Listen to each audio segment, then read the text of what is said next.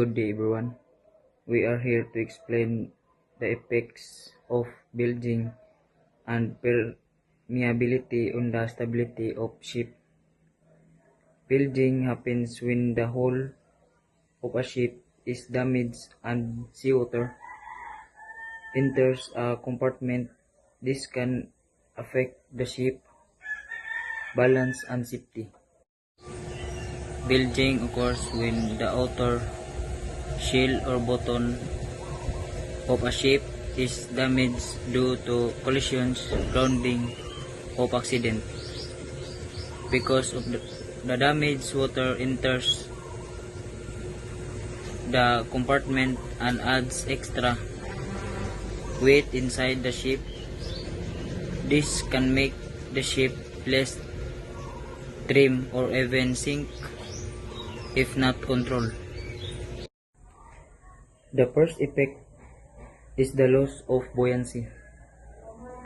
When water enters the compartment, the ship becomes heavier and sinks deeper into the water. The second effect is reduced stability. Flood water can move inside the compartment, creating a free surface effect that makes the ship less stable.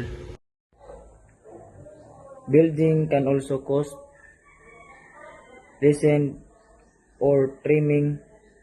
The ship may lean to one side or lower on the bow or stern. If flooding continues, the ship may capsize or sink. Permeability is the amount of empty space inside a compartment that can be filled with water.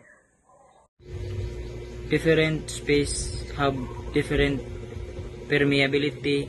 Empty space have high permeability while machinery of cargo space have lower permeability because equipment occupies space.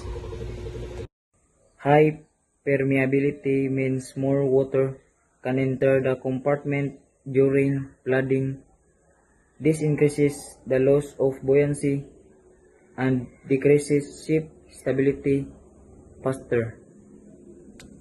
Low permeability reduces the amount of water entering because equipment or cargo occupies space.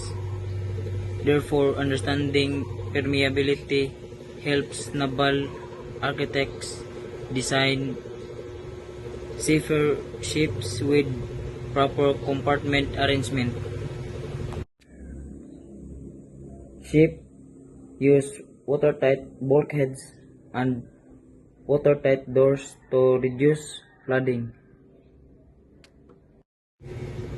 Regular maintenance and proper cargo distribution also help maintain ship stability and safety. To conclude, bilging and permeability greatly affect the stability of a ship. Bilging causes flooding and loss of buoyancy, while permeability determines how much water can enter a compartment. Understanding these concepts is important to prevent accidents and improve ship safety. Thank you for listening.